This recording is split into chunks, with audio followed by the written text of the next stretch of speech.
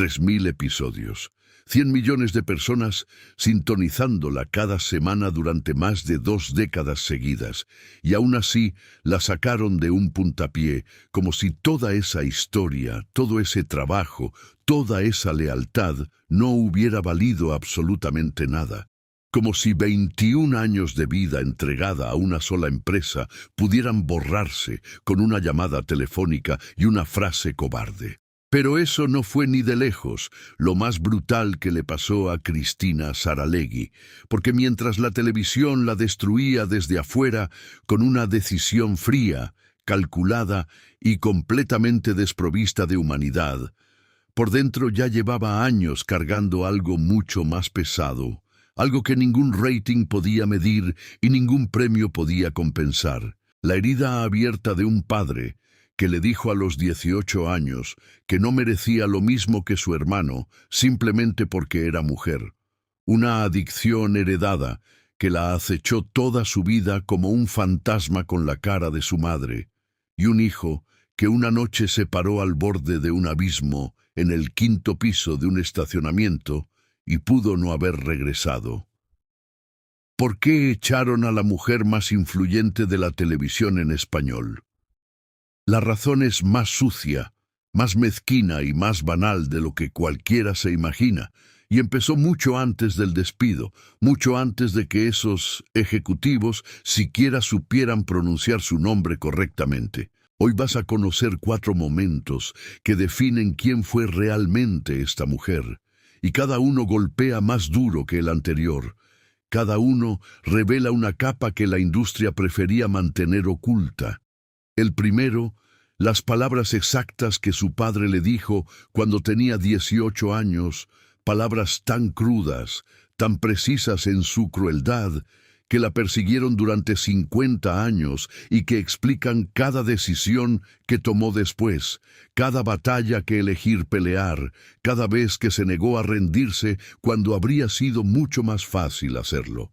El segundo, lo que el hombre más poderoso de la televisión mexicana le exigió cara a cara en una reunión que podría haberle destruido la carrera de un plumazo, y la respuesta que ella le dio, una respuesta que nadie antes se había atrevido a pronunciarle en toda su vida de poder absoluto. El tercero, lo que pasó en el 5º piso de ese estacionamiento, una noche que Cristina tardó años en poder hablar en voz alta, una historia que guarda en silencio el tipo de dolor que no tiene nombre en ningún idioma. Y el cuarto, la pregunta que le hizo su marido una noche, una sola pregunta, construida con 5 palabras sencillas, que la obligó a elegir entre convertirse en su legado o terminar exactamente como su madre había terminado, consumida por lo mismo que ella más temía. Te aviso cuando llegue cada una.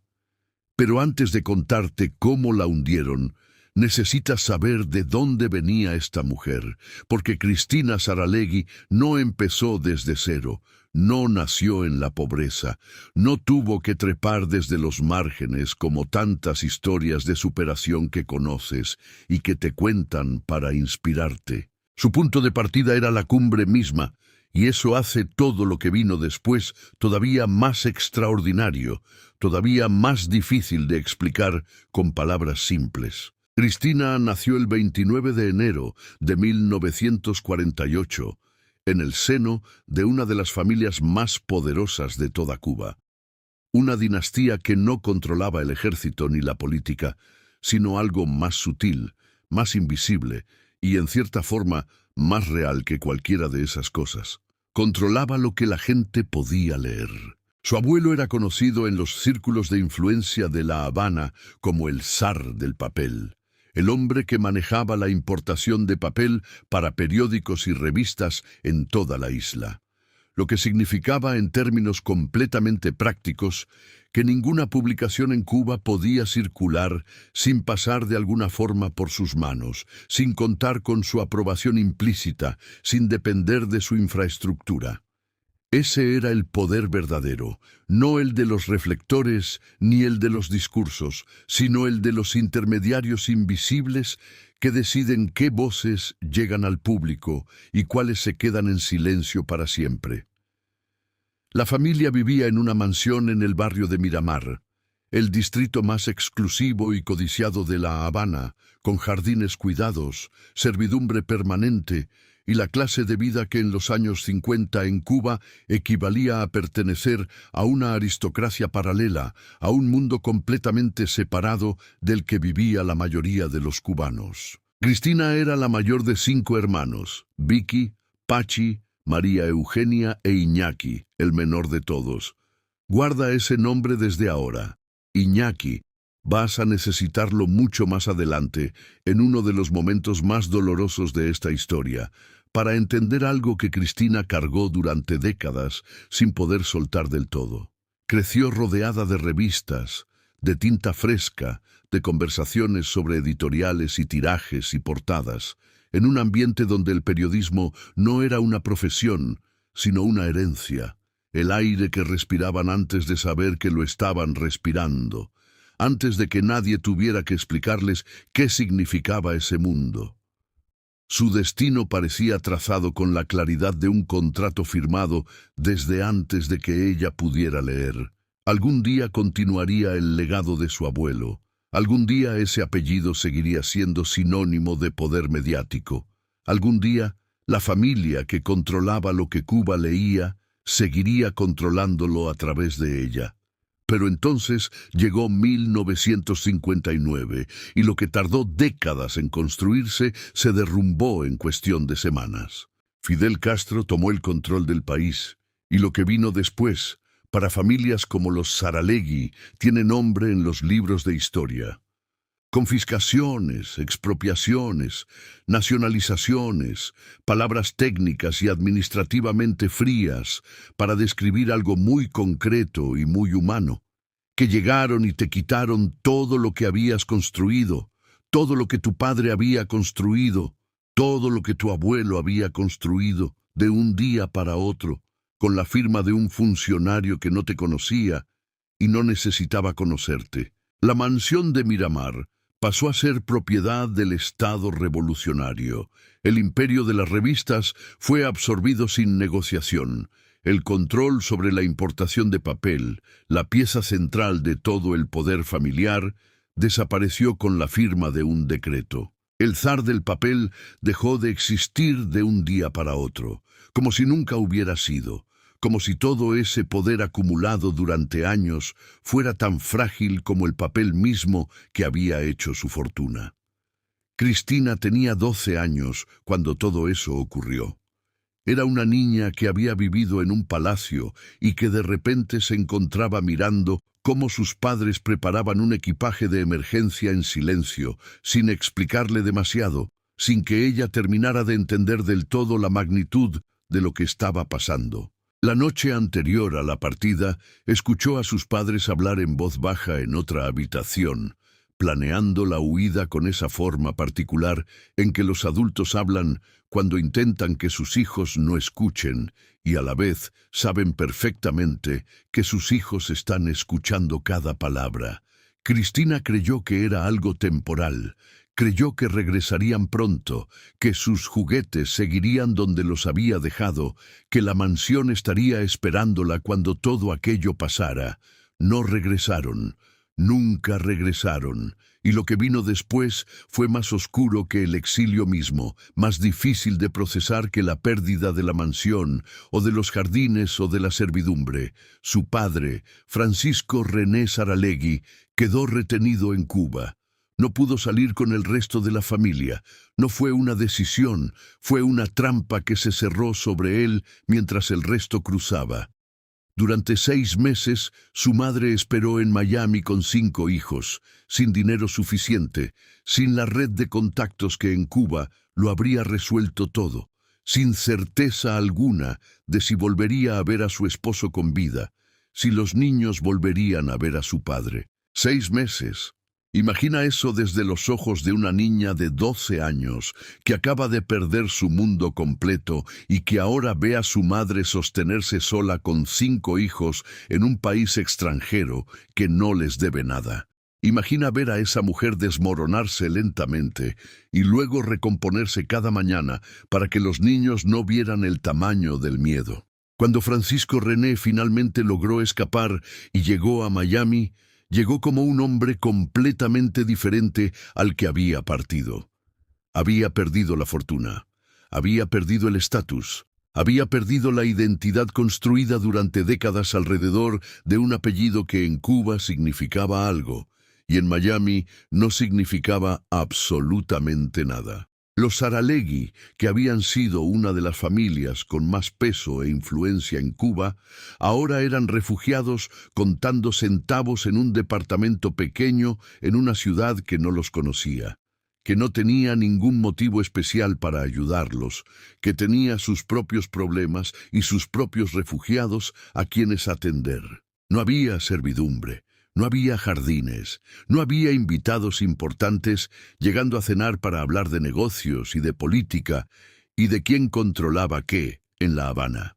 Solo una familia tratando de reconstruirse desde los escombros en un idioma que no todos dominaban con fluidez, en una ciudad que no les pertenecía, con recursos que se agotaban más rápido de lo que cualquiera de ellos quería admitir. Cristina tuvo que aprender, y lo tuvo que aprender rápido y sin quejarse, que el apellido Saralegui no significaba absolutamente nada en Miami, que el poder de su abuelo había desaparecido junto con las revistas que el gobierno cubano había confiscado, que el mundo que había conocido hasta los 12 años no volvería, y que el mundo que tenía delante había que construirlo desde cero, sin planos, sin herramientas, sin garantías.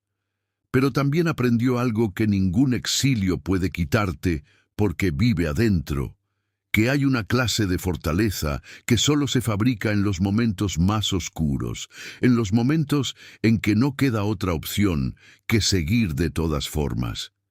En aquellos días duros del exilio, escuchó por primera vez una frase que los cubanos que habían perdido todo repetían casi como una oración laica, una forma de recordarse a sí mismos que el único camino posible estaba adelante.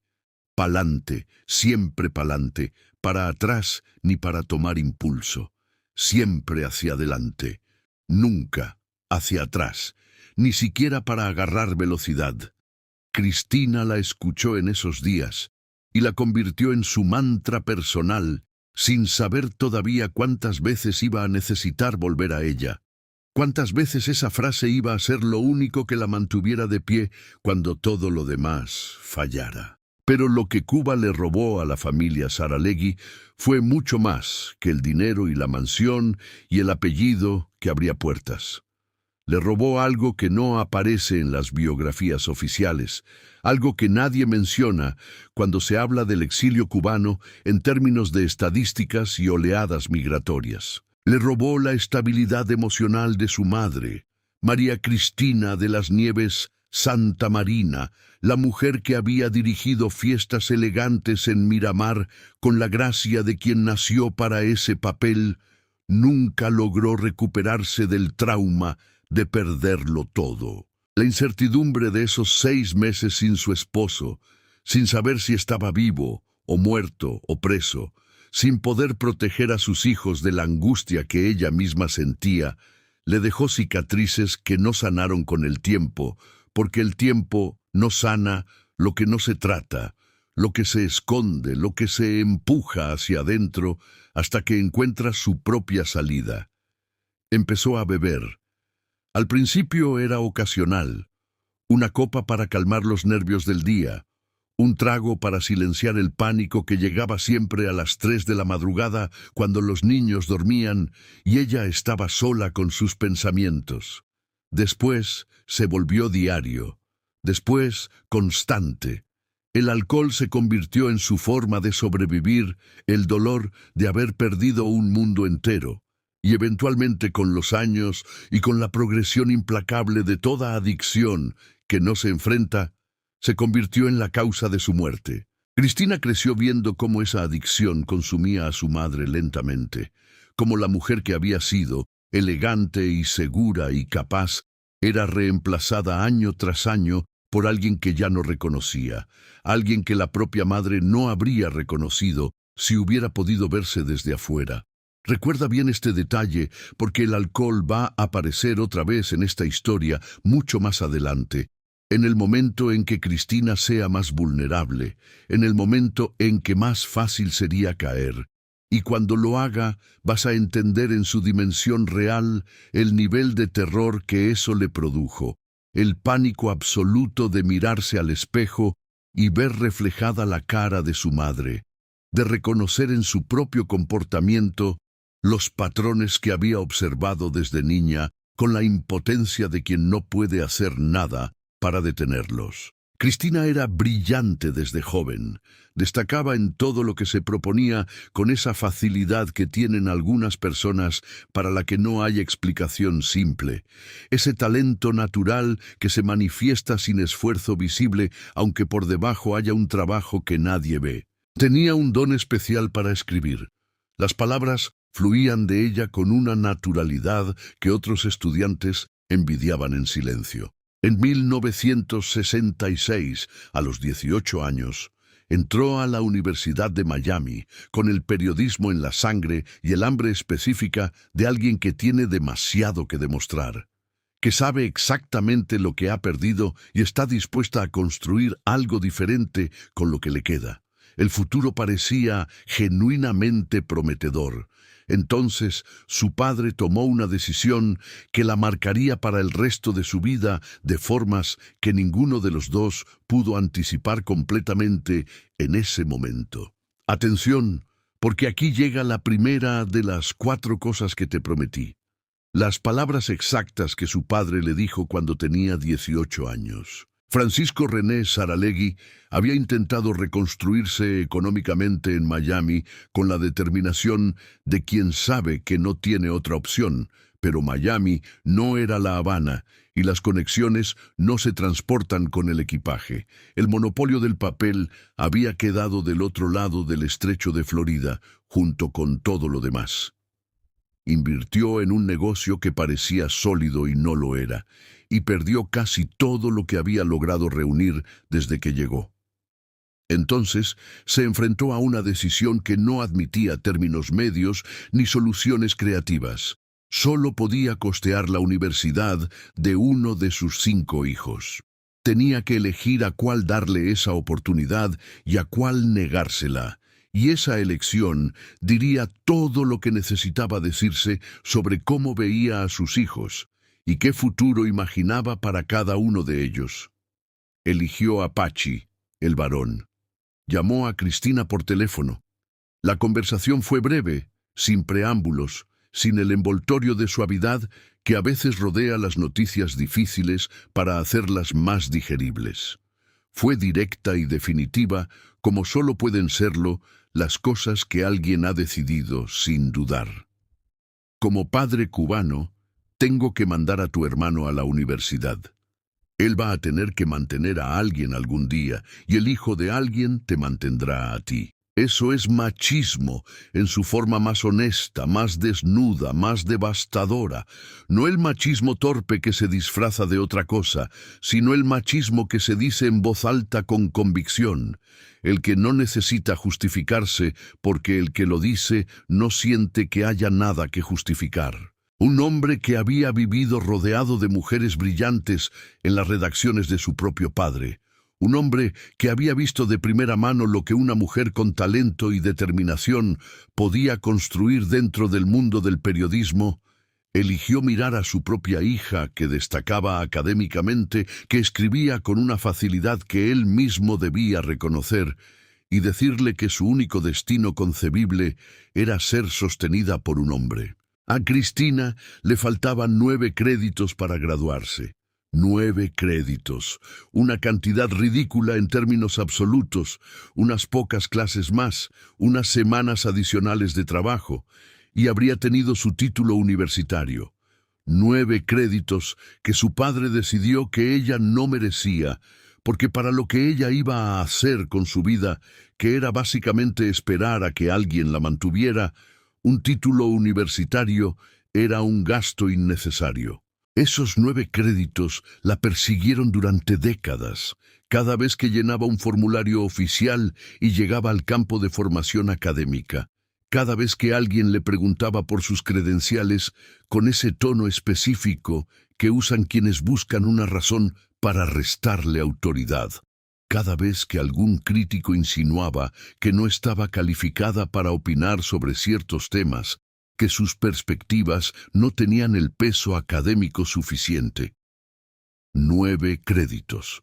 Una cantidad absurdamente pequeña, suficiente para que Cristina Saralegui nunca pudiera decir con exactitud que era graduada universitaria, suficiente para que su padre demostrara con una sola decisión exactamente lo que pensaba sobre el valor de una hija.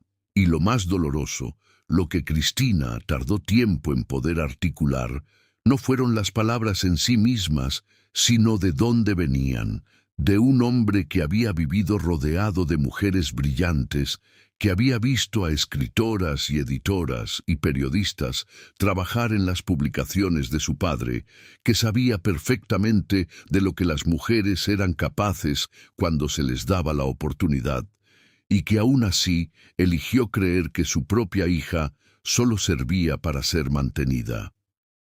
Ese era el nivel de la traición. Cristina nunca olvidó esas palabras, pero en lugar de dejar que la aplastaran, hizo algo que definiría el patrón de toda su vida. Las convirtió en combustible. Pa'lante, siempre pa'lante. Si su padre no creía en ella creería en sí misma con la suficiente fuerza como para compensar la falta de fe de todos los que no creyeron. Si su padre pensaba que necesitaba a un hombre para sobrevivir, ella iba a demostrar exactamente lo contrario, no con palabras ni con discursos, sino con resultados concretos que no admitieran discusión. La rabia se convirtió en ambición. El rechazo se transformó en determinación. El machismo de su padre se convirtió en la gasolina que alimentaría todo lo que vino después. Hay algo más que casi nadie menciona cuando se cuenta esta historia y que agrega otra capa de dificultad a todo lo anterior. Como Cristina había recibido toda su formación en inglés en Miami, tuvo que enseñarse a sí misma a escribir en español desde cero, completamente sola, sin que nadie le enseñara de manera formal, sin un programa estructurado ni un maestro asignado. La nieta del zar del papel tuvo que aprender por su propia cuenta el idioma de su propia herencia, el idioma en el que su abuelo había construido un imperio, y lo hizo mientras trabajaba tiempo completo, mientras su madre se hundía más cada año en el alcoholismo, mientras su padre seguía sin creer en ella, mientras el mundo a su alrededor le decía de 1000 formas distintas que sus ambiciones eran excesivas para lo que se esperaba de alguien como ella. En 1973, a los 25 años, obtuvo una beca de la revista Vanidades, la misma publicación que su abuelo había fundado décadas antes en Cuba, la misma que debería haber sido parte de su herencia natural si la historia hubiera tomado un camino diferente. La ironía era demasiado perfecta para ser accidental, y demasiado dolorosa para celebrarla sin ambigüedad. La revista que debería haber heredado como parte de su legado familiar, ahora le ofrecía una oportunidad de entrada como si fuera una completa desconocida, como si el apellido Saralegui no dijera nada a nadie en esa redacción, como si su abuelo y su historia no existieran en la memoria colectiva del lugar. Cristina no se detuvo a procesar ese absurdo más de lo necesario. Tomó la beca. Llegó el primer día con la actitud de quien tiene todo que ganar y nada que perder. Y empezó desde el eslabón más bajo de la cadena, sin quejarse de que merecía empezar más arriba. Llegaba antes que todos los demás empleados. Se iba después que todos. Aprendía todo lo que había que aprender sobre cómo funciona ese negocio desde adentro. Edición, diseño, fotografía, distribución, circulación, relación con anunciantes, todo. No había área del negocio de las revistas que no quisiera dominar completamente porque entendía, con la intuición de quien ha visto ese negocio de cerca desde la infancia, que el poder real viene del conocimiento total, no del conocimiento parcial. Los otros empleados la miraban con una mezcla de incomodidad y hostilidad, la reacción clásica que provoca una mujer ambiciosa en un espacio dominado por hombres que no están acostumbrados a ser observados desde esa perspectiva. Pero Cristina había crecido escuchando a su padre decirle que no valía lo mismo que su hermano. Había sobrevivido el exilio y todo lo que vino después. Había visto a su madre hundirse año tras año en el alcohol sin poder detenerla. Las miradas hostiles de una oficina de revistas en Miami no iban a detenerla, no iban siquiera a ralentizarla. Ascendió de asistente a editora junior, de editora junior a editora de sección, de editora de sección a editora con más responsabilidades, hasta que llegó a dirigir una publicación pequeña llamada Intimidades, que en el mundo de las revistas hispanas no era exactamente lo que se llama una plataforma de lanzamiento. Era una revista que poca gente conocía, con circulación modesta y presupuesto limitado. Y entonces ocurrió algo que nadie en el grupo editorial había anticipado. Bajo la dirección de Cristina, Intimidades comenzó a superar en ventas a Vanidades, la publicación insignia del grupo, la revista fundada por su propio abuelo.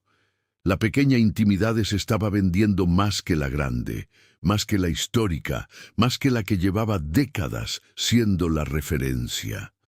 Cuando una editora desconocida toma una publicación pequeña y la convierte en el éxito de ventas del grupo, los ejecutivos prestan atención de una manera que no prestan cuando todo simplemente marcha bien. En 1979, a los 31 años, le ofrecieron dirigir Cosmopolitan en español, la edición que circulaba en toda Latinoamérica, el cargo más importante que podía tener una mujer en el mundo de las revistas en idioma español en ese momento histórico. Cristina tenía 31 años. Acababa de conseguir el trabajo que su padre había dicho que nunca necesitaría porque el hijo de alguien la mantendría. Nadie la estaba manteniendo. Se estaba manteniendo ella sola, y de manera que dejaba pequeñas las expectativas que cualquiera había tenido para ella. Durante los 10 años siguientes, transformó Cosmopolitan en español de manera sistemática y sostenida. La convirtió en la segunda publicación más importante de toda Latinoamérica, superando en circulación a Good Housekeeping y a otras publicaciones establecidas. Pasamos a Good Housekeeping, decía con orgullo. Dejamos atrás a las amas de casa. Esa frase era un mensaje que no necesitaba ser explicado a nadie que la hubiera escuchado hablar de su padre. Pero las revistas con el tiempo se fueron quedando pequeñas para lo que Cristina quería construir, para la escala a la que quería operar, para el número de personas a las que quería llegar de manera simultánea con una sola voz. Cristina quería algo que llegara a millones de personas al mismo tiempo, algo que no dependiera de que alguien saliera a comprarlo en un kiosco o lo encontrara en una suscripción. Algo que entrara directamente a los hogares, sin que nadie tuviera que hacer ningún esfuerzo adicional para recibirlo. Quería la televisión, y lo que vino después fue más difícil de lo que cualquier historia de éxito fácil te contaría. En 1989, a los 41 años, Univisión le ofreció conducir un programa de entrevistas en español en horario estelar. Sería el primer talk show latino de esa escala, el primero diseñado específicamente para una audiencia hispana en Estados Unidos, con la ambición de llegar también a Latinoamérica de manera simultánea. Nadie le advirtió con suficiente claridad lo brutal que iba a ser la transición de un medio al otro, lo diferente que es construir una argumentación sobre papel y construirla en tiempo real frente a una cámara que no da segunda oportunidades. Cristina venía del papel, sabía construir argumentos por escrito, Sabía estructurar una idea en la página, sabía cómo la información tiene que fluir cuando la lees.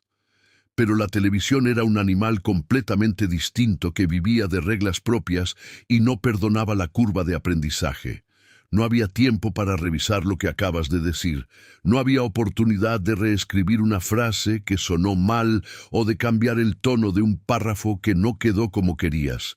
La cámara lo captura todo en tiempo real y lo multiplica por millones. Ella misma lo reconoció años después, con una honestidad que pocas personas en posiciones de poder suelen tener.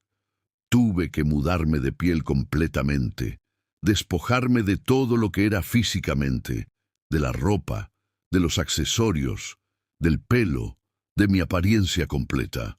Se describió a sí misma durante esos primeros meses frente a cámara como ridícula, gritona, cargada de adornos que no le quedaban en ese contexto, que funcionaban tal vez en una fiesta, pero no frente a una cámara que iba a millones de hogares. Los ejecutivos de Univisión dudaban entre sí en conversaciones que ella no escuchaba, pero que circulaban.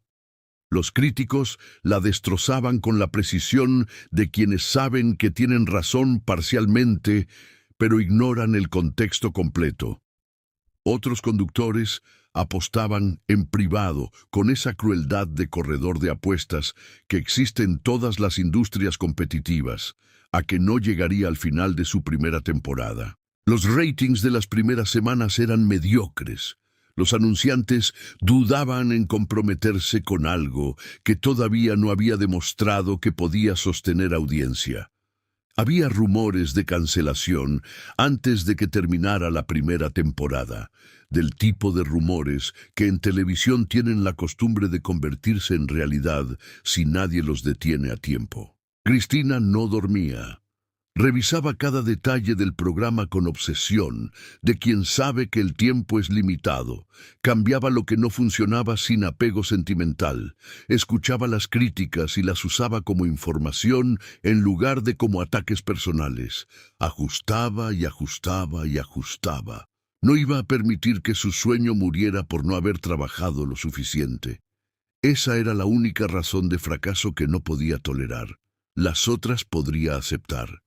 Esa no. Y sin embargo, sucedió algo que los ejecutivos no habían calculado en sus proyecciones de ratings y que los críticos no habían considerado en sus análisis. Cristina conocía a su audiencia con una profundidad que no venía de estudios de mercado, sino de haber sido su audiencia. Sabía qué necesitaban escuchar las mujeres latinas porque ella misma lo había necesitado durante años, y no había encontrado dónde escucharlo. Sabía cuáles eran los temas que el resto de la televisión hispana trataba como si fueran explosivos, como si nombrarlos en voz alta fuera a contaminar el espacio. Violencia doméstica, infidelidad, enfermedades mentales, adicciones, abuso infantil, sexualidad, secretos familiares que las familias cargaban durante generaciones sin nombre.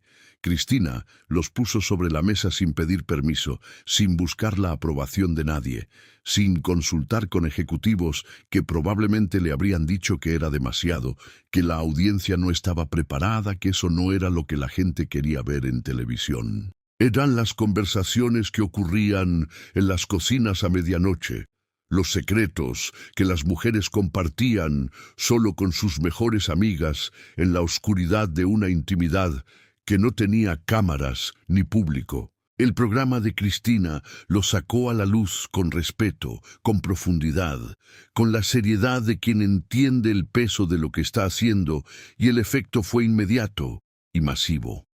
Las cartas comenzaron a llegar por miles cada semana.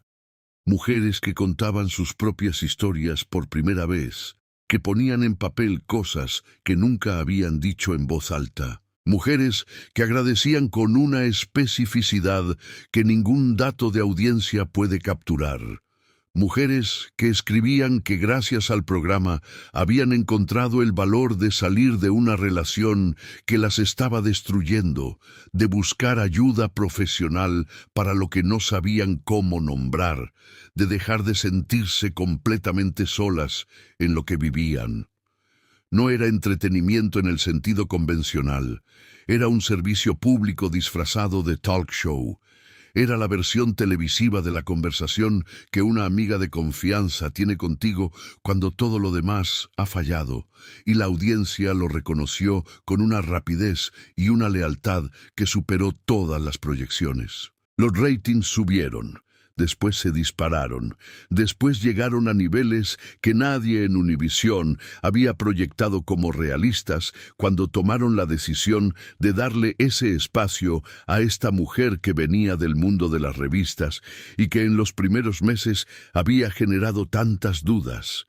De pronto Cristina Saralegui era la mujer más vista de toda la televisión en español, y con ese éxito llegó un enemigo que no había anticipado, uno que no venía de la competencia, sino de uno de sus principales aliados.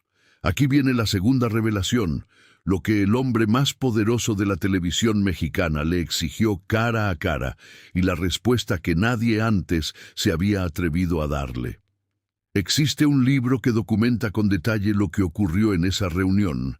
Se llama El Tigre, escrito por los periodistas Claudia Fernández y Andrew Paxman, a partir de investigación exhaustiva.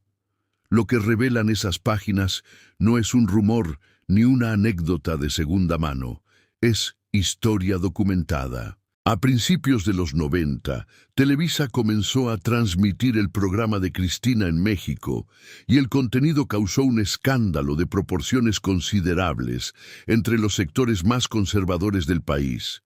Los periódicos publicaban titulares que expresaban indignación con esa energía específica que tienen los sectores conservadores cuando sienten que algo amenaza el orden que les parece natural. La Unión Nacional de Padres de Familia protestó formalmente ante las autoridades.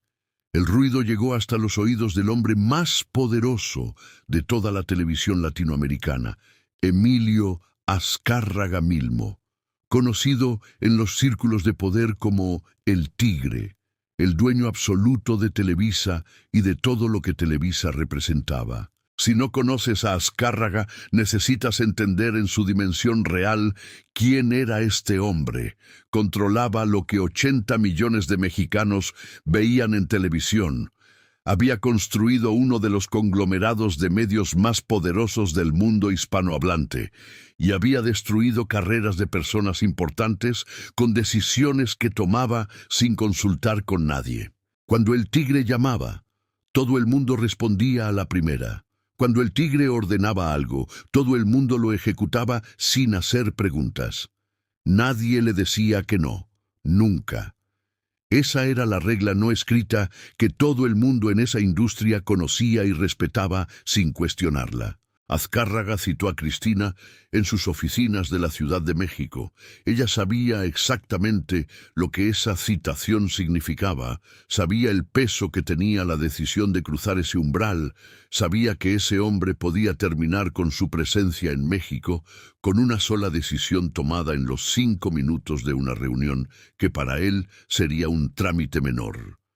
El vuelo desde Miami hasta la Ciudad de México le dio horas para prepararse mentalmente, para decidir en el silencio de esas horas, a 30,000 pies de altura, si iba a entrar a esa reunión, dispuesta a ceder o dispuesta a plantar cara. Si iba a ser la persona que el Tigre esperaba encontrar, o la persona que ella había pasado toda su vida construyendo. Cuando entró a esa oficina, sabía con toda claridad con quién estaba hablando. Un hombre para quien la obediencia inmediata de los demás era el estado natural de las cosas.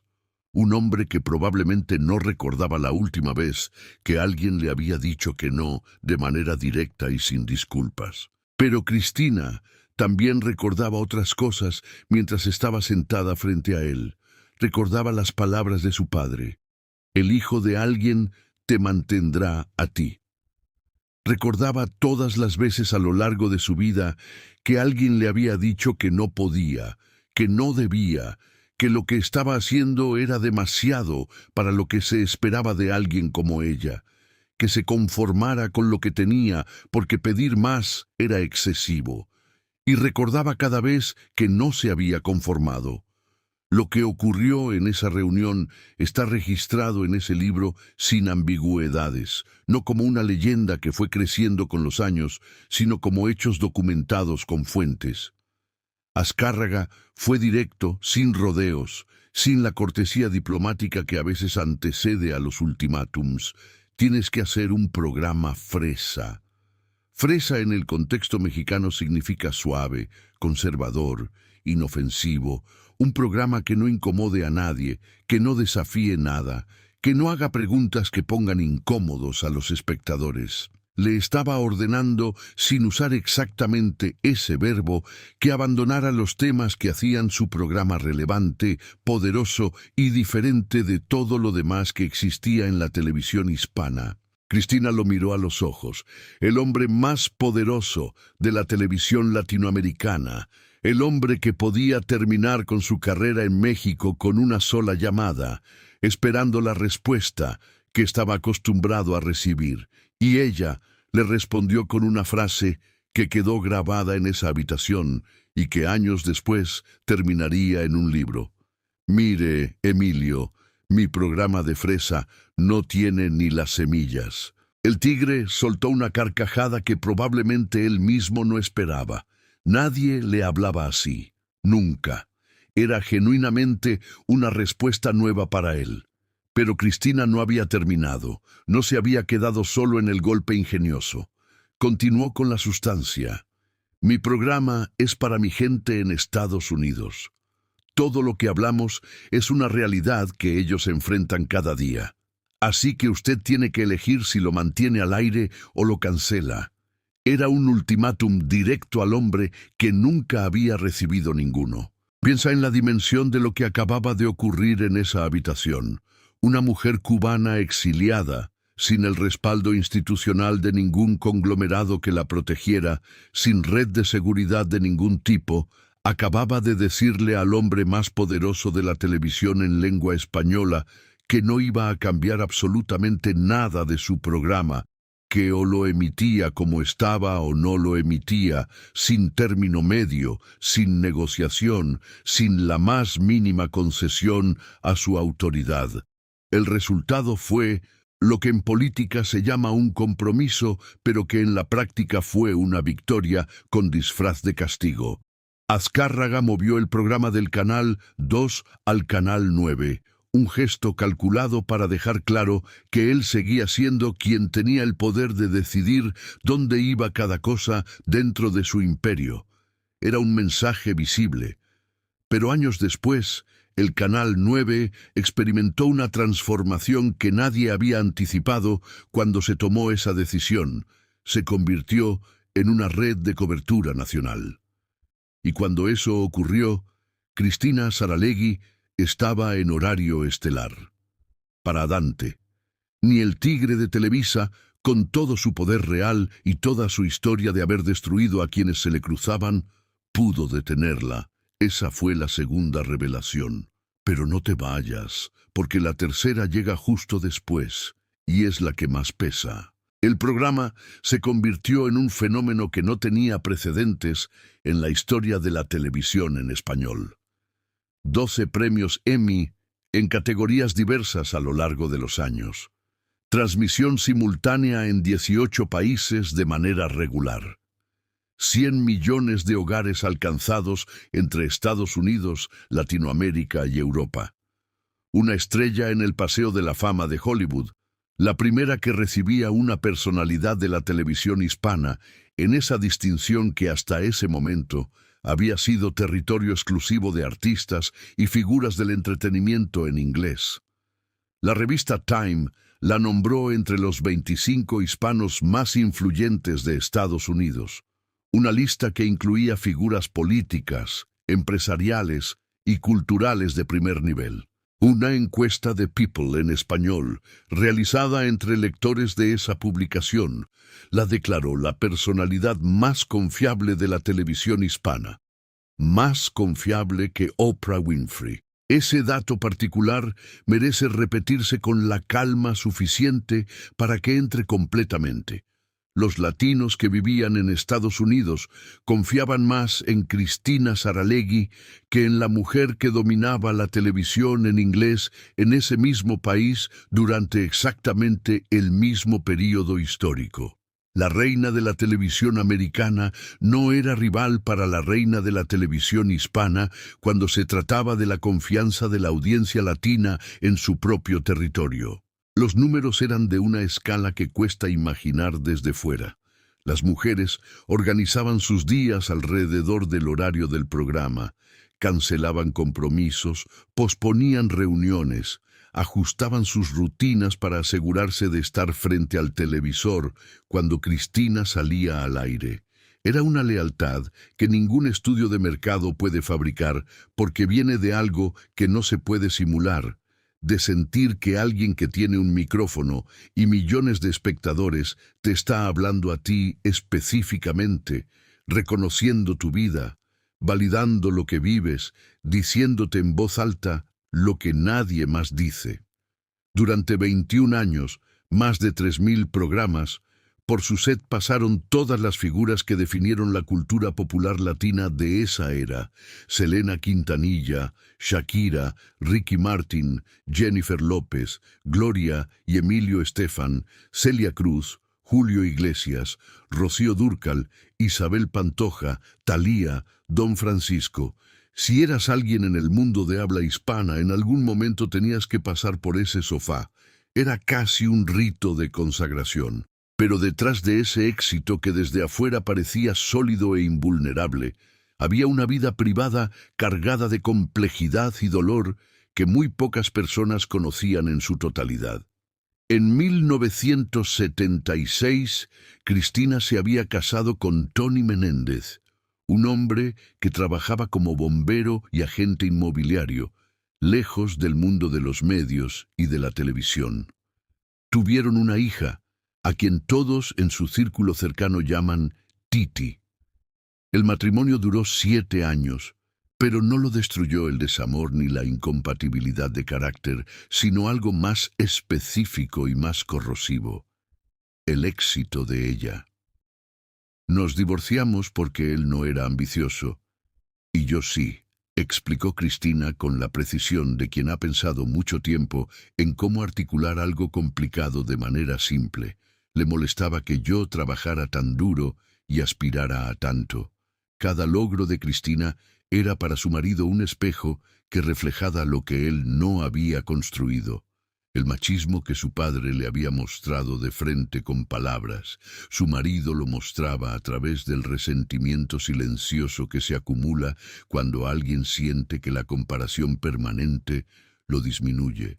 Tras el divorcio en 1983, Cristina cayó en una depresión profunda que ella misma describe como devastadora.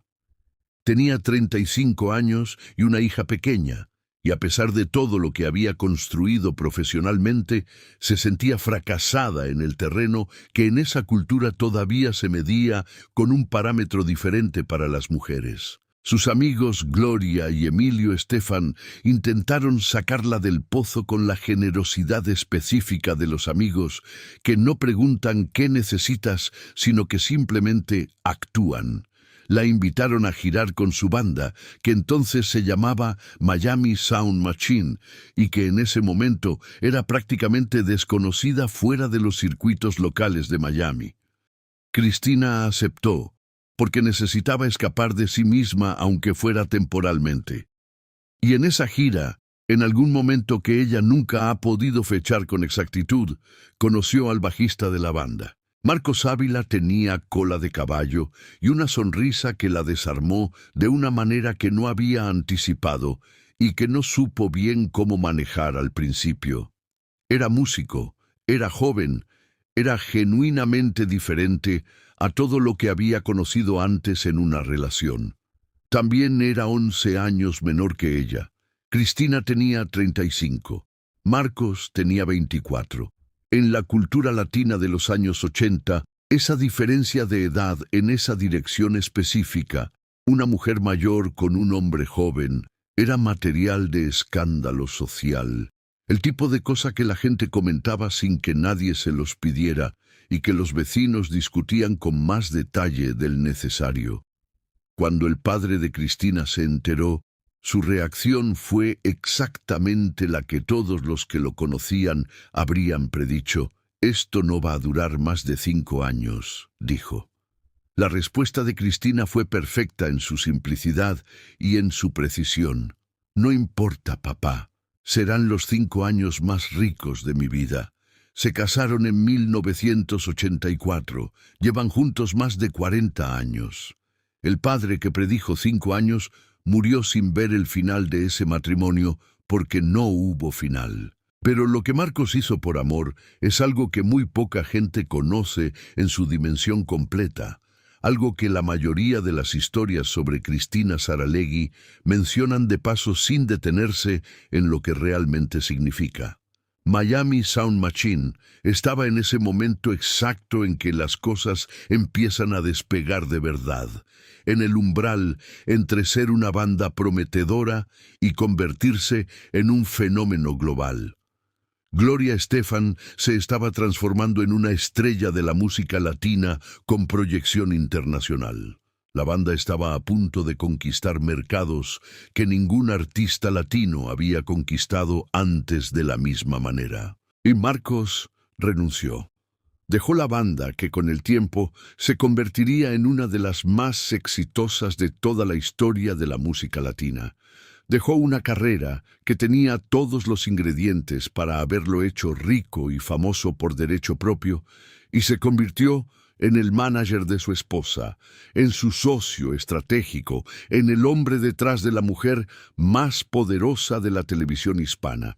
Mientras Gloria Estefan acumulaba Grammys y Miami Sound Machine conquistaba audiencias en todo el mundo, Marcos Ávila estaba eligiendo una historia diferente, menos glamorosa en términos de visibilidad, pero construida sobre una clase de amor que no abunda. Juntos tuvieron un hijo, John Marcos, nacido en abril de 1986, y aquí es donde la historia da el giro que nadie entre sus seguidores más cercanos anticipó, el giro que explica algunos de los momentos más importantes de los años que siguieron. Desde que John Marcos era pequeño, Cristina sentía que algo no encajaba de la manera en que las cosas encajan cuando todo está bien. No sabía nombrarlo, no tenía un diagnóstico ni un marco de referencia, pero la sensación era persistente. Aquí hay algo raro, pero no sé qué es. Los años pasaron, el niño creció, y esa sensación, en lugar de desaparecer, se fue haciendo más concreta, más difícil de ignorar, más urgente. Y ahora llega la tercera revelación. Lo que pasó en el 5º piso de un estacionamiento y por qué Cristina tardó años en poder hablar de eso en voz alta, sin que la voz se le quebrara a mitad de la frase. John Marcos tenía 19 años. Estaba en su carro, en el 5º piso de un estacionamiento, mirando hacia abajo desde ese punto específico donde la altura es suficiente para que el pensamiento de saltar se vuelva algo concreto en lugar de algo abstracto, sintiendo el impulso de terminar con un dolor que no sabía cómo nombrar ni de dónde venía exactamente. Un dolor que simplemente existía sin explicación suficiente y que no encontraba salida de ninguna otra manera. Cristina habló de eso años después en CNN con una honestidad que pocas personas en posiciones públicas son capaces de mantener cuando hablan de sus hijos. Intentó quitarse la vida, dijo sin rodeos ni eufemismos. Y ahí sí me di cuenta de que no era simplemente depresión, que había algo serio y oscuro pasando que yo no entendía, pero no sabía qué hacer, porque tampoco sabía qué tenía. Pero lo que John Marcos hizo en ese momento específico, en el 5º piso de ese estacionamiento, es lo que define esta parte de la historia con una claridad que no necesita ningún adorno. En lugar de saltar, se bajó del borde, se subió a su carro, encendió el motor y manejó hasta el hospital Larkin, que estaba en la esquina de la casa de su madre. Fue al piso psiquiátrico, se acercó al mostrador, se firmó solo, sin que nadie lo hubiera llevado, ni lo hubiera obligado, ni lo hubiera convencido, y se quedó ahí a recibir la ayuda que necesitaba. A los 19 años, en el momento más oscuro de su vida hasta ese punto, tuvo la lucidez suficiente para reconocer que necesitaba ayuda urgente, la fortaleza de no saltar cuando todo lo que sentía le decía que lo hiciera, y el coraje de conducir hasta un hospital y firmar su propia entrada al área psiquiátrica sin que nadie se lo pidiera. Hay orgullo mezclado con el dolor en las palabras de Cristina cuando lo cuenta, y ese orgullo es completamente comprensible. Su hijo, a los 19 años, en medio de una crisis que podría haberlo matado, eligió salvarse a sí mismo. Esa es una forma de fortaleza que no se puede enseñar. John Marcos fue diagnosticado con trastorno bipolar, pero eso no fue todo lo que Cristina descubrió en ese periodo. Su hijo se cortaba. Las autolesiones habían estado ocurriendo durante tiempo sin que ella lo supiera, escondidas bajo la ropa. Señales que habían estado frente a ella sin que supiera reconocerlas como lo que eran porque nadie le había enseñado qué significaban.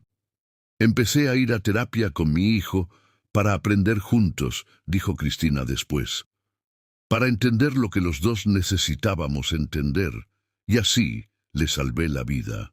Y entonces hizo lo que muchas personas en su posición, con su nivel de exposición pública y con las expectativas que la comunidad latina tenía sobre ella, nunca habrían hecho. Habló de todo eso en televisión nacional.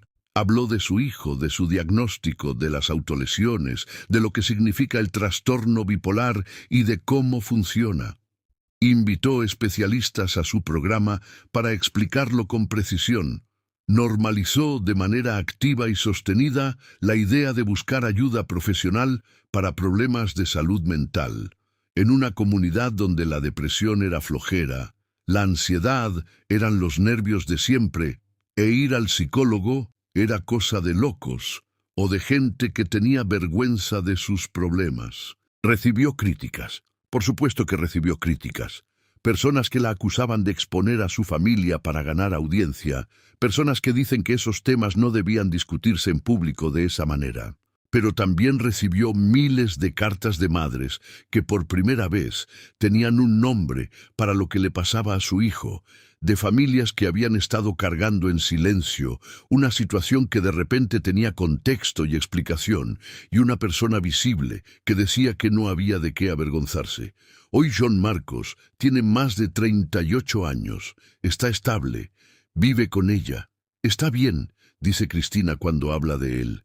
Y en esas palabras caben décadas de miedo y de lucha y de amor. Pero mientras Cristina luchaba por entender lo que le pasaba a su hijo y por acompañarlo en esa recuperación, la industria que ella había ayudado a construir con su trabajo durante 2 décadas estaba preparando la traición más dolorosa de su vida profesional. En noviembre de 2010, después de 21 años al aire, Univisión tomó una decisión que nadie dentro del programa anticipó. Cancelaron el show de Cristina. Ella tenía 63 años en ese momento. Le faltaban exactamente 2 años para jubilarse con honores naturales, 2 años para recibir la clase de despedida que merece alguien que había construido lo que ella había construido para esa empresa durante ese tiempo, 2 años para que sus empleados, su equipo, las personas que habían trabajado con ella durante años, pudieran tener un cierre digno. No le dieron esos 2 años. La decisión se tomó de la misma manera que se toman las decisiones que duelen más. Fría, rápida, sin mirar a los ojos. Cuando le comunicaron la noticia, Cristina no podía creer lo que estaba escuchando. Le dijo a la persona que se lo estaba diciendo, «Me estás echando». porque su mente no encontraba otra manera de procesar lo que estaba pasando.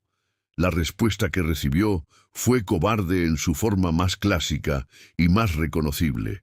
No, no, vas a seguir haciendo especiales para la cadena.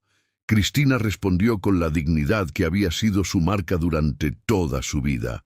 Dice quién, yo no voy a hacer ningún especial para esta cadena. Adiós. Se subió al carro con Marcos, fueron a un bar, pidieron 2 martinis, se sentaron frente a frente y se miraron en silencio por un momento, porque todavía no sabían exactamente qué había pasado. Todavía no lo podían procesar del todo, porque las cosas que no tienen sentido tardan más en registrarse. Años después, explicó la mecánica real, la razón verdadera detrás de la decisión, la que nadie dice en voz alta en los comunicados corporativos. No te sacan cuando te va mal, te sacan porque encuentran a alguien más barato que está esperando en la puerta con ganas de entrar. Tú cuestas mucho. Hay alguien joven que va a cobrar una fracción de lo que cobras tú, lo va a hacer peor, no va a conectar igual con el público, no va a tener ni una fracción de tu audiencia leal. Pero en el papel de presupuesto, la diferencia numérica es suficiente para que alguien tome esa decisión sin haber visto un solo episodio completo de tu programa. La mujer más poderosa de la televisión hispana fue reemplazada por alguien más barato, 21 años de trabajo sostenido, 12 premios Emmy, 100 millones de hogares, 3.000 programas, miles de vidas que el programa impactó de maneras que ninguna hoja de cálculo puede medir. Al final, para quienes tomaron esa decisión, todo eso se reducía a una línea en un presupuesto que era demasiado alta comparada con lo que podrían pagar por alguien diferente. Me sentí como una porquería de persona, confesó Cristina en una de las entrevistas más honestas que dio sobre ese periodo. Tenía 63 años y había entregado su vida profesional a esa empresa. Tenía 30 empleados, 30 familias que dependían de ese programa, y tuvo que ser ella quien les diera la noticia de que todo había terminado. La historia de 1989, cuando una mujer desconocida entró nerviosa a un estudio de televisión con todo por demostrar, llegaba a su final en 2010 de la manera menos digna posible. Y esta vez, el Palante no tenía un camino visible. La depresión la consumió con una ferocidad que ella misma describió como espantosa. Me deprimí de una manera que no había experimentado antes, dijo. Había trabajado desde los 16 años sin parar, sin días vacíos, sin mañanas, sin propósito, y de pronto no sabía qué hacer con las horas del día. No sabía cómo llenar el espacio que el trabajo había ocupado durante casi 5 décadas. No había reuniones de producción que atender. No había entrevistas que preparar con semanas de anticipación. No había equipo esperándola. No había audiencia. El silencio de la casa se sentía como algo físico, como una presencia en lugar de una ausencia. Sin el programa, sin la estructura que el trabajo le había dado a su vida desde que era adolescente, la pregunta que emergía sin que nadie tuviera que hacerla en voz alta era la más devastadora que puede hacerse alguien cuya identidad está completamente fusionada con lo que hace. ¿Quién soy yo si no soy esto? Pero había algo más, algo que conectaba con lo más profundo y oscuro de su historia personal, de una manera que le generaba un miedo específico que iba más allá de la depresión del despido. Cristina comenzó a beber. Recuerda lo que te conté en los primeros minutos de esta historia. Su madre había muerto por el alcohol. Cristina había pasado toda su infancia y adolescencia viendo cómo esa adicción consumía a una mujer lentamente, cómo la transformaba en alguien irreconocible, cómo le quitaba todo lo que era antes de quitarle la vida. Y ahora, en el momento de mayor vulnerabilidad de su vida adulta, estaba cayendo en el mismo patrón con la misma lógica. El dolor necesita salida, y el alcohol ofrece una que parece inmediata, aunque destruya todo lo demás. El dolor del despido, la angustia prolongada por su hijo, la sensación de vacío sin propósito, todo se mezclaba con el alcohol en un ciclo que ella misma describió con una honestidad brutal cuando finalmente pudo hablar de ello. Tengo un borracho malo. Esa frase revela más de lo que parece a primera vista. Un borracho malo significa que cuando bebía no se ponía alegre, ni afectuosa, ni cariñosa de esa forma que algunos llaman inofensiva. Se ponía agresiva, se ponía profundamente deprimida, se volvía incontrolable de una manera que asustaba a quienes estaban cerca. El alcohol sacaba lo peor de ella con una precisión que era casi genética, exactamente como había sacado lo peor de su madre durante todos los años de su infancia. El fantasma de su madre vivía en cada copa. Y ahora llegamos a la cuarta y última revelación. La pregunta que su esposo le hizo una noche, una sola pregunta construida con palabras simples, que la obligó a elegir entre su legado o terminar exactamente como su madre había terminado. Marcos Ávila, el hombre que había dejado Miami Sound Machine en su mejor momento por ella. El hombre que llevaba más de 30 años siendo su roca en todos los sentidos posibles de esa metáfora. El hombre que la conocía mejor que nadie porque había estado presente en cada batalla, en cada logro, en cada derrumbe. Ese hombre finalmente habló una noche, no con las palabras de consuelo que ella habría necesitado escuchar, ni con las de amor que él probablemente habría preferido decir, sino con una pregunta calculada con la precisión de quien sabe exactamente a dónde tiene que golpear para que el golpe importe. ¿Quieres ser recordada como una gran periodista o como una vieja borracha? Imagina escuchar eso de la persona que más amas en el mundo, en el momento de mayor fragilidad que has experimentado en tu vida adulta. La persona que te ha visto construir todo lo que has construido. La persona que ha estado a tu lado en cada batalla que valió la pena pelear, diciéndote que el camino que estás tomando te lleva a convertirte en exactamente la cosa que más has temido ser durante toda tu vida. Vieja borracha como su madre, como la mujer que ella había visto destruirse lentamente desde que era niña y cuyo destino había cargado como una advertencia y como un miedo constante. Marcos sabía con la certeza de quien conoce a alguien de verdad que la lógica no iba a funcionar en ese momento. Sabía que el amor solo no era suficiente para detenerla. Sabía que la única manera de llegar a donde necesitaba llegar era confrontarla directamente con su peor pesadilla, sin suavizarla, sin rodearla de consideración, sin darle espacio para esquivarla. Y funcionó de una manera que ninguna otra cosa había podido funcionar antes. Ese fue el momento en que Cristina dejó de beber. No gradualmente, no con un proceso de reducción, sino completamente, de un día para el siguiente, como si la pregunta hubiera cerrado una puerta que no volvió a abrirse. Eligió su legado. Eligió no convertirse en su madre. Eligió, una vez más, pa'lante. Pero esta vez, pa'lante significaba dejar la botella para siempre y no mirar atrás. Sin embargo, las tragedias no habían terminado de presentarse en su vida. En 2017, 7 años después del despido de Univisión, murió Iñaki Saralegui, el nombre que te pedí que guardaras desde el principio de esta historia, el hermano menor, el último de los 5 hijos de Francisco René y María Cristina. El que Cristina había criado casi como si fuera su propio hijo desde que llegaron al exilio en Miami cuando ella tenía 12 años, y él era un bebé que no podía entender lo que estaba pasando. Yo fui quien lo crié, decía ella cuando hablaba de él. Mi hija dice que él era como mi hijo mayor. Iñaki era su mano derecha en prácticamente todo. Su asistente personal durante años, la persona en quien más confiaba después de Marcos para las cosas que importaban.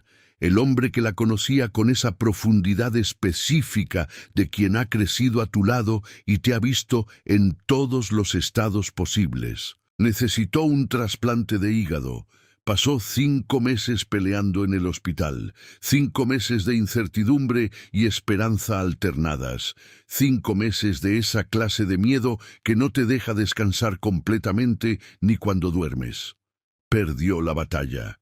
Murió el 2 de mayo de 2017. El mensaje que Cristina publicó fue desgarrador en su sencillez absoluta, en la precisión con que el dolor más profundo a veces encuentra las palabras más simples.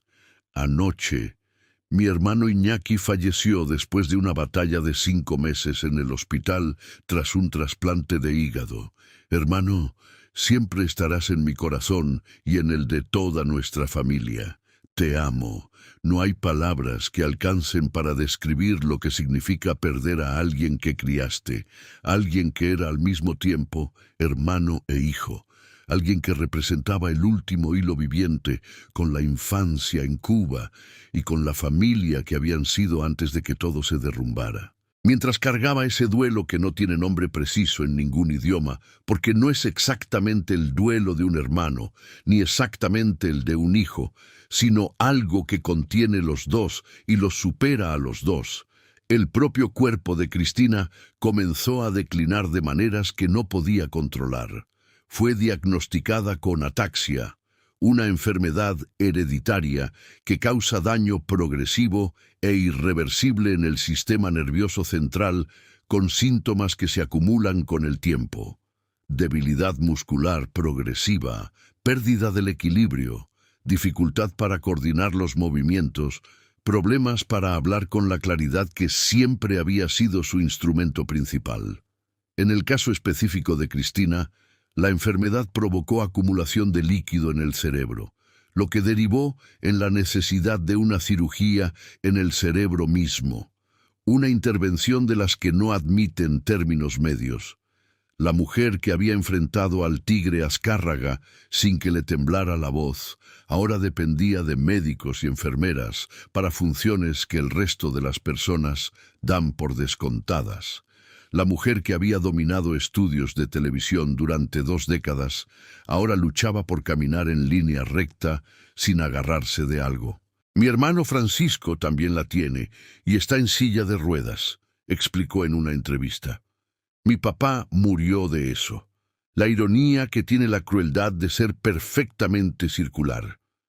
El alcohol que casi la destruyó empeoraba directamente la misma enfermedad que había matado a su padre y que ahora avanzaba sobre su propio cuerpo. En 2016 publicó en sus redes sociales videos de sus terapias físicas después de la operación, no para generar lástima ni para construir una narrativa de victimismo, sino para mostrar que seguía peleando, que el proceso de recuperación era exactamente lo que era, duro, lento, sin garantías, un paso cada vez. Ahí estaba ella, la reina de la televisión hispana que había tenido 100 millones de hogares como audiencia, sudando en una sesión de fisioterapia, aprendiendo a dar un paso, después otro más, exactamente como lo había hecho todo en su vida, desde el principio, sin atajos, con la determinación de quien no tiene otra opción que seguir.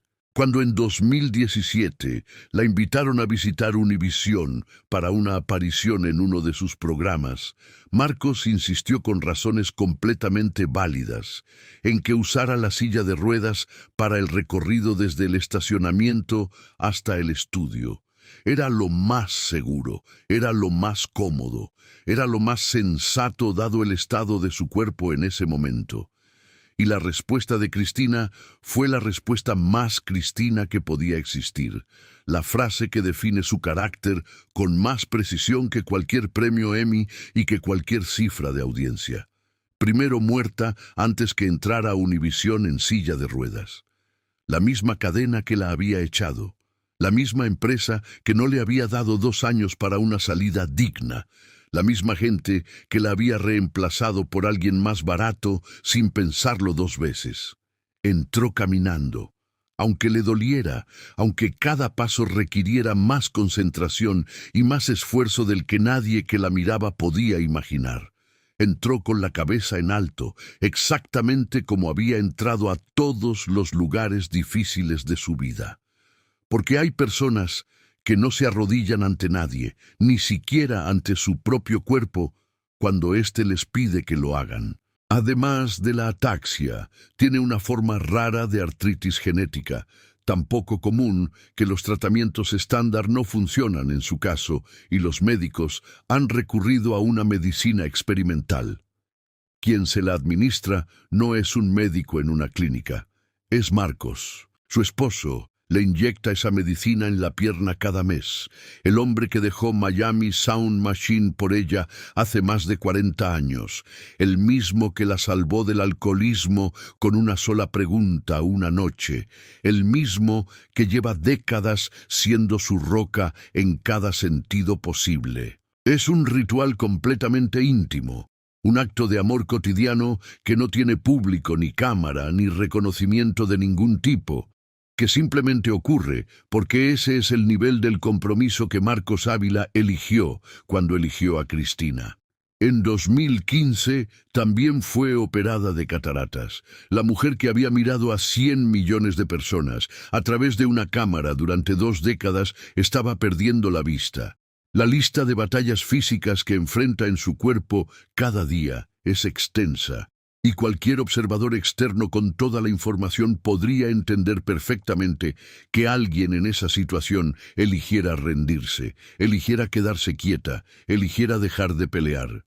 Cristina no eligió eso. Hay algo que desmiente completamente, con cifras y con hechos concretos, la imagen de víctima que algunos quisieron construir sobre ella después del despido de Univisión. La narrativa de la mujer destruida y sin recursos que los rumores elaboraron durante los años en que estuvo fuera del aire. Cristina y Marcos no eran simplemente esposos, eran socios en un imperio que construyeron juntos durante décadas, ladrillo a ladrillo, decisión a decisión. 3 estudios de televisión, productoras, inversiones diversas, todo construido con el dinero y el trabajo de 2 personas que entendían el valor de lo que estaban construyendo. Cuando corrieron los rumores de que estaba quebrada, de que el despido la había dejado sin nada, de que vivía en dificultades económicas después de décadas de trabajo, Cristina respondió con la precisión y la contundencia de quien sabe exactamente cuánto vale lo que construyó. ¿En qué cabeza cabe que con todo lo que yo trabajé en mi vida, con 3 estudios de televisión propios míos y de Marcos, vayamos a estar quebrados? Es que son brutos. La mujer cuyo padre había dicho que necesitaba ser mantenida por el hijo de alguien, terminó siendo dueña de 3 estudios de televisión. Terminó dando trabajo a decenas de personas. Terminó construyendo un patrimonio que nadie le regaló y que ninguna decisión corporativa puede quitarle. Cristina desapareció de la televisión durante 14 años. 14 años en los que los rumores se multiplicaron y crecieron sin control, sin nadie que los contradijera de manera sostenida, porque ella había elegido el silencio sobre el escándalo, la distancia sobre la pelea pública, que estaba permanentemente en silla de ruedas, que era alcohólica, que estaba en la ruina económica, que estaba destruida en todos los sentidos posibles. En enero de 2024, a los 76 años, reapareció en un programa matutino de manera inesperada para una gran parte de la audiencia que ya no sabía con certeza si volvería a verla en pantalla. El momento fue eléctrico, con la electricidad específica de lo que se esperó durante mucho tiempo. 14 años de silencio. 14 años de especulaciones que llenaron el espacio que ella había dejado vacío. Y de pronto, ahí estaba con su pelo rubio, su voz inconfundible, esa energía que ninguna producción puede fabricar porque no viene de un formato, sino de una persona. ni me desenterraron de ningún lado, ni llegué en silla de ruedas. No soy alcohólica, no soy drogadicta, no estoy quebrada. Es que son brutos. Esa era la Cristina que el mundo recordaba. Directa, sin filtros, sin la más mínima concesión a la narrativa que otros habían construido sobre ella en su ausencia. Pero lo más revelador, lo que dijo más de esa aparición que cualquier número de audiencia, fue lo que explicó sobre por qué había elegido alejarse. Estoy aprendiendo ahora a ser mujer, a ser abuela, a ser mamá, a hacer todo lo que no pude hacer cuando estaba trabajando hasta agotarme completamente. La mujer que había sacrificado décadas de vida personal en el altar del trabajo, que había estado tan completamente fusionada con su carrera que la línea entre Cristina y el show de Cristina había desaparecido, estaba recuperando algo que había perdido sin darse cuenta de que lo estaba perdiendo. El tiempo simple, sin agenda, sin propósito más allá del presente. Su hija Titi le había dado nietos. Por primera vez en su vida, Cristina podía llevarlos al parque sin tener que salir corriendo hacia una grabación. Podía sentarse con ellos en el sillón sin revisar guiones al mismo tiempo. Podía simplemente estar presente de una manera que el trabajo, con toda la estructura que le da a una vida y todo el propósito que genera, nunca le había permitido estar con sus propios hijos cuando eran pequeños. El trabajo se lo había exigido todo y ella se lo había dado. Ahora el trabajo ya no existía de esa manera, y en lugar del vacío que esperaba encontrar, Cristina descubrió que ese espacio estaba lleno de algo diferente. En 2025, a los 77 años, Cristina regresó a la televisión con una entrevista exclusiva a Carol G., un nuevo capítulo que prácticamente nadie había anticipado como posible. El encuentro entre las dos generaciones fue simbólico de una manera que pocas cosas en esa industria logran serlo con tanta naturalidad. La mujer que había pavimentado el camino durante décadas y la artista joven que caminaba por ese camino sin tener que pedir permiso para hablar sin filtros, para ser completamente ambiciosa, sin sentir que tiene que disculparse por eso, para ocupar el espacio que le corresponde. El pasado y el presente de la mujer latina en los medios de comunicación, sentadas frente a frente. Pero Cristina ya no necesitaba demostrar nada. Ya no tenía que probarle a su padre que podía triunfar sin que nadie la mantuviera. Ya no tenía que enfrentar a los poderosos para defender el valor de su trabajo. Ya no tenía que convencer a nadie de que merecía estar donde estaba. Había encontrado algo que durante 50 años de carrera, de batallas y de victorias y de derrotas y de reconstrucciones, no había tenido el tiempo ni la quietud necesaria para encontrar: paz, en quedarse quieta, en no avanzar hacia ninguna meta específica, en simplemente existir. Habló de la muerte con una serenidad que sorprendió a todos los que la escucharon en ese contexto, en esa reaparición después de 14 años de silencio. Me encontré a mí misma, dijo. Estoy alimentando mi alma. Me estoy preparando para el viaje más lindo de mi vida, que es cuando ya no esté en este planeta.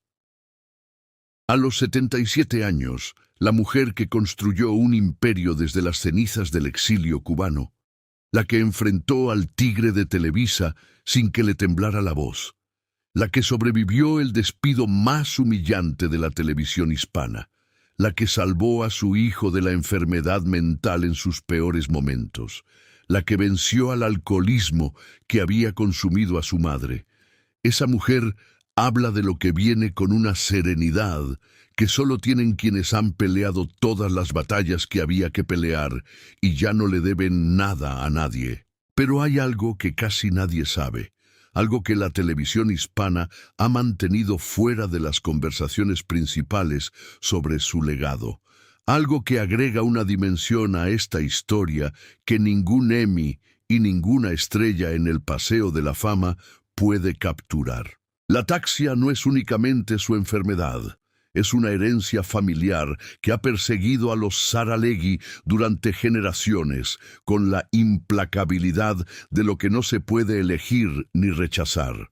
Su hermano Francisco también la tiene. Está en silla de ruedas, no puede caminar. Depende de otros para desplazarse, el mismo hombre que el padre había elegido por encima de Cristina cuando tuvo que decidir quién merecía ir a la universidad. Y su padre, el mismo hombre que le había dicho que el hijo de alguien la mantendría, murió exactamente de lo mismo, consumido por la misma enfermedad que ahora avanza sobre sus hijos. Piensa en eso con toda su densidad y con toda su ironía feroz. El hombre que la despreció por ser mujer, el hombre que eligió a su hermano sobre ella, el hombre que decidió que su educación no valía lo suficiente. Ese hombre murió de la misma enfermedad que ya se llevó al hermano mayor, que tiene al hermano Francisco en una silla de ruedas, y que ahora viene por Cristina con la paciencia que tienen las cosas hereditarias, que no corren porque saben que no necesitan apurarse. Cuando la operaron del cerebro por la acumulación de líquido, los médicos no podían garantizar que volvería a caminar con normalidad. Las probabilidades no eran sencillas. La recuperación iba a ser larga, dolorosa e incierta, de principio a fin. Cristina Saralegui, la mujer que había caminado por las alfombras rojas de Hollywood con la seguridad de quien sabe exactamente quién es y a dónde va. La mujer que tenía una estrella con su nombre en el Paseo de la Fama. La mujer que había enfrentado al hombre más poderoso de México sin que le temblara ninguna parte del cuerpo, tuvo que aprender a dar un paso, después otro más, agarrándose de las paredes, cayéndose, levantándose, intentando otra vez, como lo había hecho siempre, en todos los contextos posibles, desde que tenía 12 años y su mundo desapareció de un día para otro en La Habana. 9 créditos. Eso fue lo que su padre decidió que ella no merecía. 9 créditos universitarios, unas pocas clases más. La diferencia entre poder decir que se había graduado o no poder decirlo. Sin esos 9 créditos que le negaron, Cristina Saralegui construyó más de lo que su padre pudo imaginar en sus proyecciones más optimistas para ella, más de lo que los ejecutivos de Univisión supieron reconocer antes de reemplazarla, más de lo que ninguno de los hombres que intentaron reducirla a un número en una hoja de presupuesto pudo contener en sus categorías. ¡Pa'lante! Siempre pa'lante, para atrás ni para tomar impulso. Esa frase la definió cuando huyó de Cuba a los 12 años sin entender del todo lo que estaba perdiendo. La definió cuando su padre la descartó por ser mujer con una sencillez que no admitía apelación. La definió cuando plantó cara al hombre más poderoso de México sin red de seguridad de ningún tipo. La definió cuando su hijo estuvo al borde de un abismo en el 5º piso de un estacionamiento y eligió salvarse solo. La definió cuando Univisión la sacó por la puerta de atrás después de 21 años. La definió cuando el alcohol amenazó con convertirla en el fantasma de su madre. Y la sigue definiendo hoy, a los 77 años, cuando camina aunque cada paso requiera más esfuerzo del que nadie que la mira puede calcular desde afuera, cuando ríe aunque haya perdido más de lo que es justo perder, cuando se prepara para lo que sea que venga después con la misma actitud con que enfrentó todo lo anterior. La nieta del zar del papel, que lo perdió todo en Cuba de un día para otro, la hija del hombre que le negó la universidad por ser mujer con la certeza de quien no tiene dudas, la madre del joven que se firmó solo en un piso psiquiátrico a los 19 años para salvarse a sí mismo, la esposa del músico que dejó la fama mundial y eligió otra historia, la reina que fue destronada y se negó a caer de la manera que los que la destronaron esperaban. Todas esas versiones de Cristina Saralegui coexisten en una sola mujer, y todas esas batallas, las que ganó y las que perdió, y las que terminaron en empate formaron a la persona que hoy habla de su último viaje con serenidad en lugar de miedo, con curiosidad en lugar de angustia. Quizá tú también has llegado en algún momento a ese punto donde ya no necesitas demostrar nada, donde las batallas del pasado se ven desde una distancia que no las hace menos reales pero sí menos urgentes, donde lo único que importa genuinamente es la paz que has construido con tus propias manos y que nadie puede quitarte. Cristina Saralegui demostró algo que su padre nunca entendió y que los ejecutivos de Univisión tampoco entendieron cuando tomaron su decisión, que no necesitaba que nadie la mantuviera, que no necesitaba el permiso de nadie para construir lo que quería construir, que el machismo de su padre estaba no solo equivocado, sino que era ridículo frente a los hechos. Se mantuvo sola, construyó sola. Y cuando intentaron destruirla, se reconstruyó sola. Esa es la historia que no cabe en ningún Emmy y que ningún rating de audiencia puede medir. La historia real de una mujer que perdió todo 2 veces en 2 décadas diferentes, de 2 maneras completamente distintas, y 2 veces encontró la manera de levantarse. Si crees que más personas deberían conocerla completa, ya sabes qué hacer.